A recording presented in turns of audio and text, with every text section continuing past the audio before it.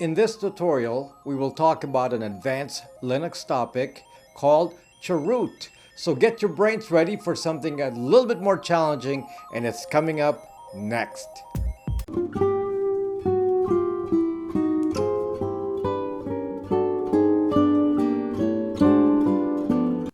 So welcome to episode 2. In simplified terms, a chroot is a command to change a particular directory to be the new root directory. So once you're inside the chrooted space, you can't access any directory above it. This also locks you out from access to any programs aside this space, since there will be no way to reference an external directory. So in general, a chroot is a directory jail.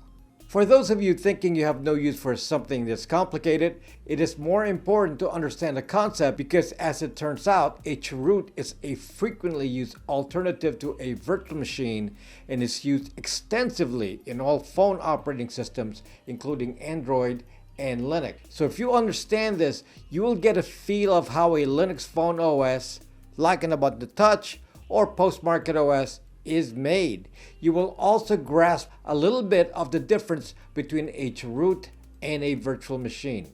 Just so you understand a basic implication here, if you're trying to access Linux on a Pine phone or a Nexus 5, once you SSH into the device, you're actually being directed to a chrooted space or jail.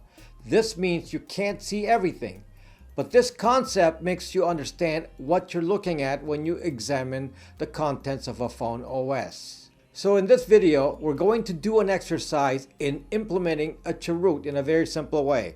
You can practice with this simple exercise.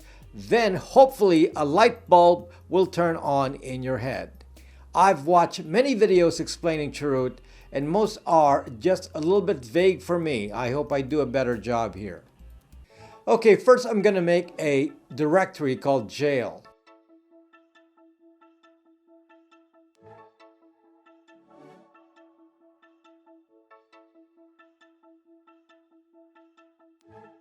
And then we're going to use the command chroot jail and see what happens.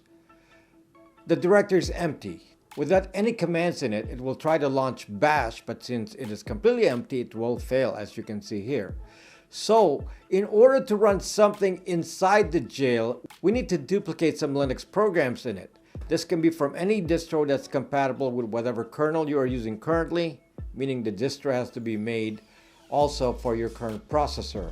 You can't mix x86 and ARM, for example. For this video, we're just going to copy something from Ubuntu 18.04, which is the platform I'm on right now. If you have a live CD of any other distro, you could copy the files from that distro into the chroot and you will see how it works. My goal here is to just make sure I can run the bash shell. So to do this, I will copy over the bin directory to the chroot. Now that isn't enough because there will be some dependencies for bash to run. So I will also have to copy the lib directory and the lib64 directories. So let me do that. First, let me make the directories in the jail. Bin, lib, and lib64.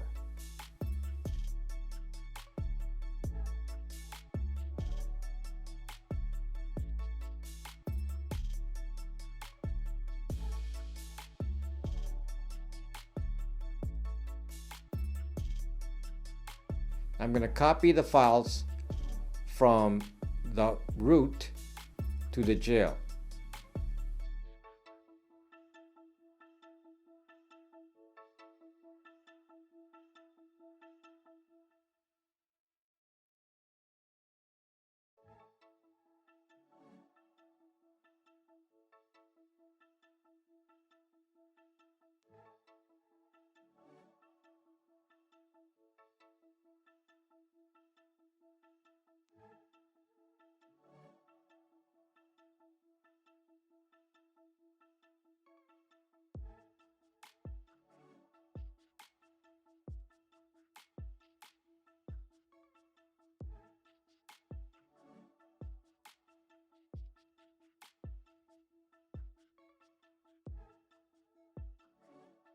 Now let's check to see if it did copy.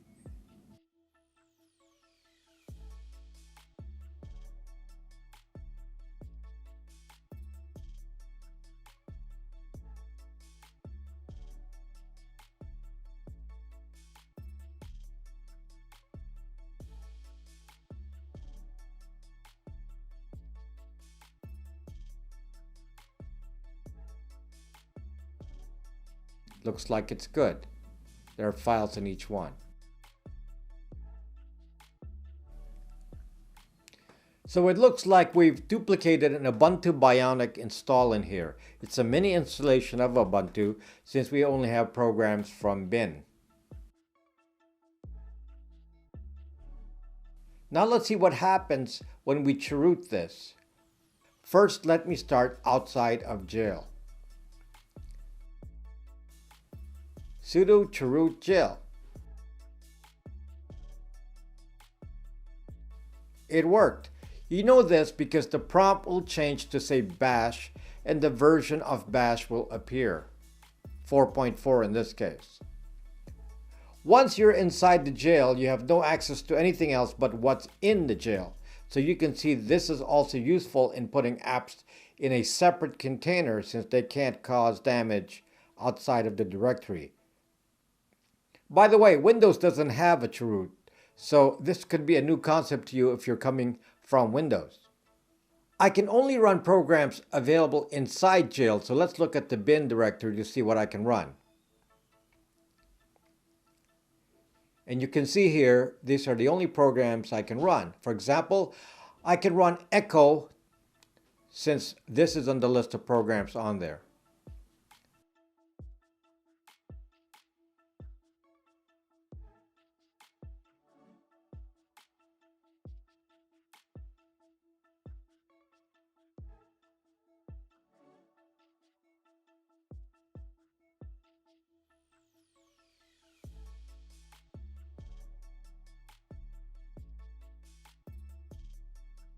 I can't run ifconfig, it's not an accessible program.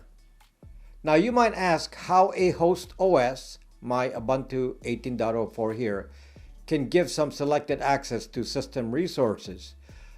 Those can actually be done by doing something called a mount bind, which we will not demonstrate here, but just explaining it in theory. So there's a way to pass resources from external to the chroot into the chroot. So that's an example of how Ubuntu 16.04 gives access to system resources to Ubuntu Touch, for example, something I was trying to explain in the Exploring Ubuntu Touch video.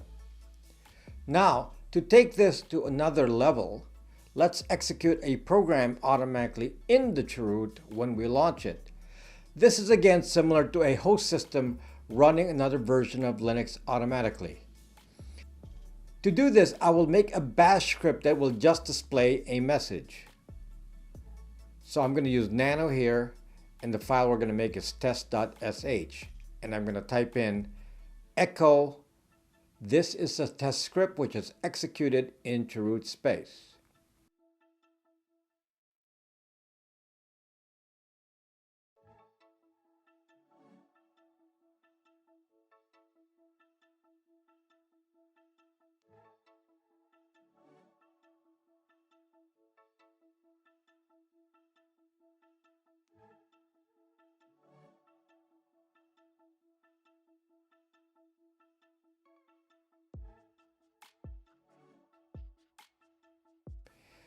Now after I save the file, I'm going to change the permissions and add execution permissions to test.sh.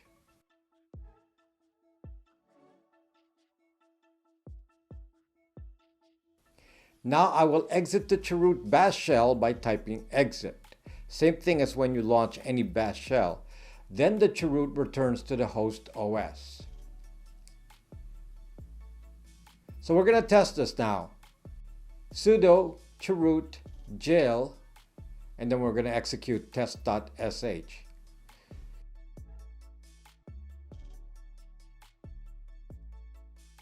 You can see now that it executed the script immediately and chroot returned to the host since there was nothing else to do. In the case of Ubuntu 16.04 running Ubuntu Touch as an example, the Chroot never comes back. In a typical Linux distro, you start a Linux distro by executing sbin init. And that's what would have happened here if we wanted to pass control to another distro completely. Hopefully that didn't scare you too much. Again, think of the big picture here instead of focusing on applying this directly. If you can see how this is commonly used, you won't be intimidated by phone OS people that talk Chroots all day. Now, what's different between a Chroot and a virtual machine? Some virtual machines like LXD are very close to a Chroot. But let's say you're familiar with a virtual machine like VirtualBox or VMware, and some of this which you may be running on Windows. The difference is that a VirtualBox emulates a processor. In the case of a Chroot, it is assumed to be using the same processor and in fact the same identical kernel. A virtual machine has more isolation. Some virtual machines like QEMU actually emulate a different processor. A Chroot has very little overhead since it's just running inside the same space as the host. A virtual machine has to translate everything back to the host CPU from the virtual machine CPU, so overhead is expected. In my Exploring Ubuntu Touch video, I show that Ubuntu 16.04 actually launches Ubuntu Touch in a Chroot. Then Ubuntu Touch launches an Android instance called Helium as a virtual machine using something called LXD. So you can see now an application of chaining Chroots and virtual machines in Ubuntu Touch. Linux can be quite powerful for doing complex things like this very simply. I hope you enjoyed this lesson and subscribe to this channel to see more. And thank you for watching.